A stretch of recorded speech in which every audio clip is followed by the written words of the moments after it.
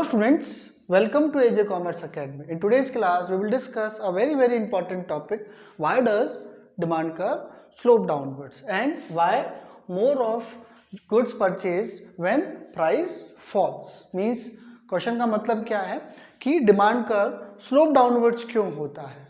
ये क्वेश्चन बहुत इंपॉर्टेंट है। जो 11th-12th के स्टूडेंट्स हैं, जिनके पास इकोनॉमिक्स है, उनके लिए तो इम्पॉर्टेंट है ही, साथ के साथ जो कॉलेज के स्टूडेंट्स हैं, जो बीकॉम फर्स्ट ईयर, जो बीए कर रहे हैं, जो एमए कर रहे हैं, उनके भी ये क्वेश्चन आ जाता है कि why does demand curve slope downward. So now let's start the class. Downward slope demand curve shows that when price falls more of quantity is demanded. तो उसके पीछे रीजंस क्या हैं उसको हम डिस्कस करते हैं। तो उसके पीछे पहला रीजन है law of diminishing marginal utility.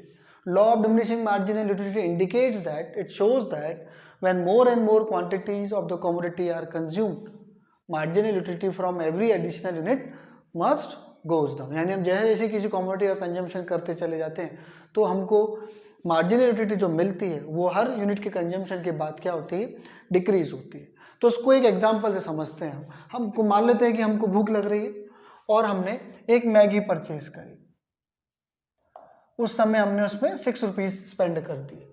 अब मेरा क्योंकि स्टमक फुल हो चुका है तो अगर मुझे कोई मैगी 6 रुपीज़ में ऑफर करेगा तो मैं उसको परचेज नहीं करूँगा। क्यों? क्योंकि मेरा पेट फुल हो चुका है। अब मेरे को क्योंकि मेरा स्टमक फिल हो चुका है, पेट फिल हो चुका है, तो मैं उसी समय नेक्स्ट मैगी के लिए 6 रुपीज़ स्पेंड करने के लिए विलिंग नहीं रहूँगा।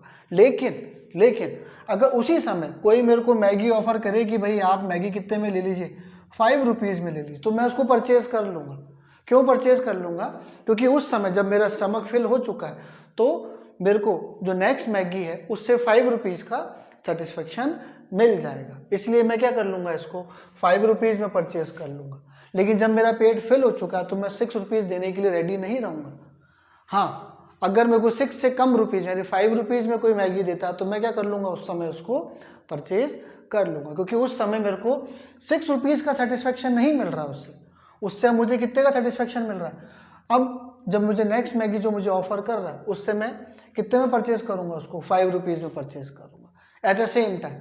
क्यों? क्योंकि मेरा स्टमक फिल हो चुका। According to this law, as consumption of commodity increases, marginal utility of each successive unit goes down. Accordingly for every addition unit to be purchase the consumer is willing to pay less and less price. यानी जब मुझे भूख लगी थी तो मैं 6 rupees देने के लिए तैयार था, क्योंकि अब मेरा पेट फुल हो चुका है।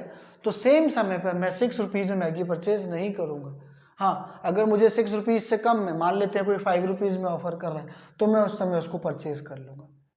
तो फर्स्ट रीजन ये था, law of diminishing marginal utility. इस लाइन को वापस देख लीजिए। Accordingly for every addition unit to be purchase the consumer is willing to pay less and less price. तो ये था first point.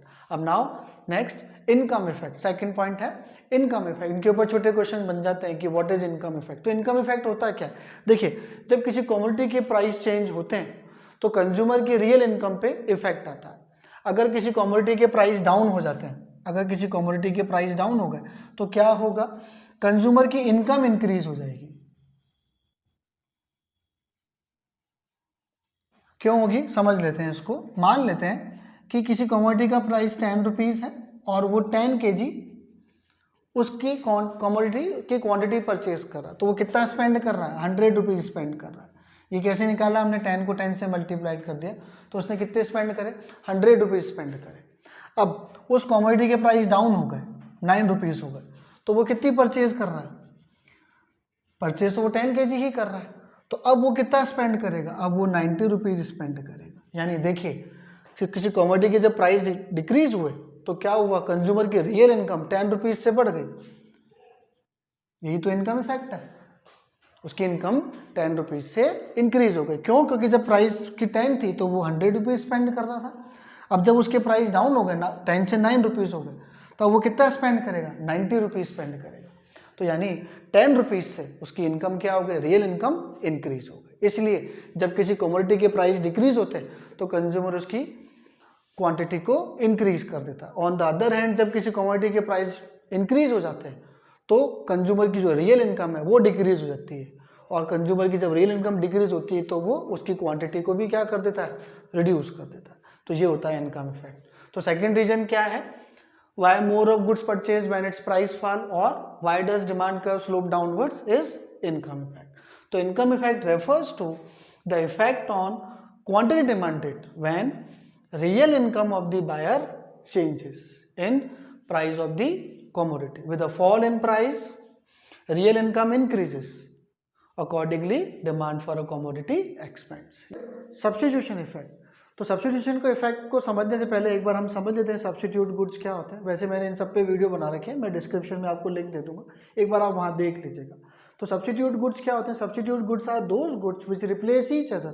T and coffee, tea and coffee क्या है? सब्सटीट्यूट गुड्स है। When price of one commodity increases, there is increase in demand of other commodity. On the other hand, when price of one commodity decreases, there is decrease in demand of other commodity.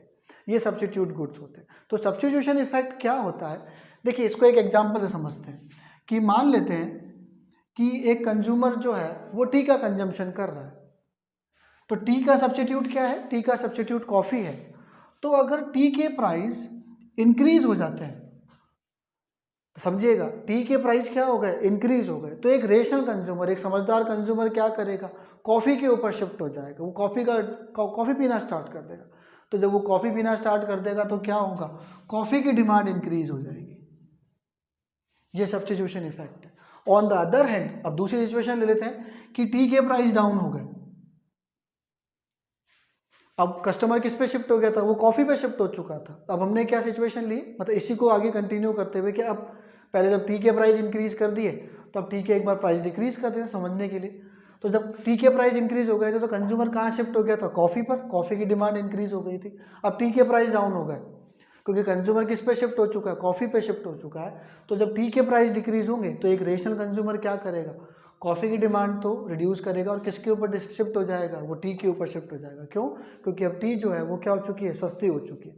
तो as a result coffee की demand क्या हो जाएगी? Decrease हो जाएगी। इसी को हम सब्स्टिट्यूट इफेक्ट बोलते हैं। स्टूडेंट्स, कई बार 2 मार्क का क्वेश्चन सीधा सीधा इसी पे आ जाता है कि व्हाट इज सब्स्टिट्यूशन इफेक्ट। तो इसको अपन ने इसमें समझ लिया। तो substitution effect, it refers to substitution of one commodity for the other when it becomes relatively cheaper. Thus, when own price of commodity X falls, किसी commodity के अगर प्राइस फॉल हो जाते हैं तो it becomes cheaper in relation to commodity Y। अगर T के price down हो जाते हैं तो ये कॉफ़ी के रेस्पेक्ट में क्या हो जाएगी? ये चीपर हो जाएगी। तो एक रेशनल कंज्यूमर कॉफ़ी से कहाँ शिफ्ट हो जाएगा? टी के ऊपर शिफ्ट हो जाएगा। Accordingly X is substituted for Y, यानी Y कॉफ़ी को मान लेते हैं अभी हम, तो Y से कस्टमर किस पे शिफ्ट हो जाएगा? एक्स पे शिफ्ट हो जाएगा, यानी टी के ऊपर शिफ्ट हो जाएगा। तो इसी को सब्स्टिट्यूशन इफेक्ट बोलते हैं। Next is size of consumer goods. When price of commodity falls many more buyers can afford to buy it. आज से 10 साल पहले, 7-8 साल पहले जो मोबाइल से अच्छे मोबाइल जो थे, एंड्रॉयड जो फ़ोन्स थे, वो आउट ऑफ द रीच थे पब्लिक के। आज हर सबके पास एंड्रॉयड फ़ोन है। क्यों?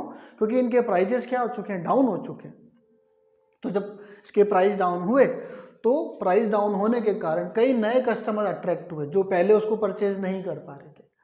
तो अब जब प्राइस डाउन हो गए तो सब उसको अफोर्ड कर सकते हैं। तो क्या हुआ? मोबाइल्स की डिमांड इंक्रीज हो गई। तो जब किसी कमोडिटी के प्राइस डिक्रीज होते हैं तो वो उस नए कंज्यूमर्स को क्या करते हैं? कंज्यूमर्स को अट्रैक्ट करते हैं जो पहले उसको बाय नहीं कर पा रहे थे। इसलिए कमोडिटी की डिमांड इंक्रीज हो जाती है।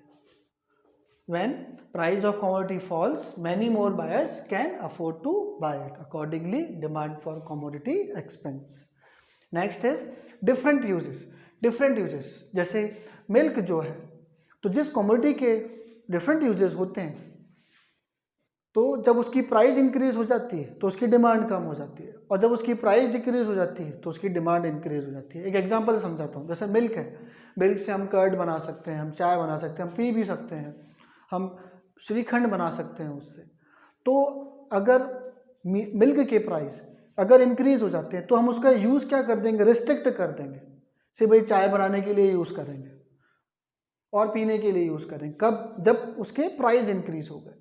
और जब उसके प्राइस डिक्रीज होंगे तो क्या करेंगे? हम चाय भी बना रहे हैं, उसको पी भी रहे हैं, दही भी जमा रहे हैं, श्रीखंड भी खा रहे हैं। तो क्या हुआ? जब उसके प्राइस इंक्रीज हुए तो हमने उसकी डिमांड डिक्रीज कर दी। ऑन द अदर हैंड जब मिल्क के प्राइस डिक्रीज हो गए तो हम उससे चाय भी बना रहे हैं, उसको पी भी रहे हैं, दही भी जमा रहे हैं, श्रीखंड भी बना रहे हैं, तो क्या हुआ, जब प्राइस डाउन हुई तो उसकी डिमांड इंक्रीज हो गई। तो ये होते हैं multiple use goods. Different uses, multiple uses और डिफरेंट यूजेस भी बोल सकते हैं उसको। A good may have several uses, milk के बहुत सारे यूजेस हैं, अभी मैंने आपको समझाया।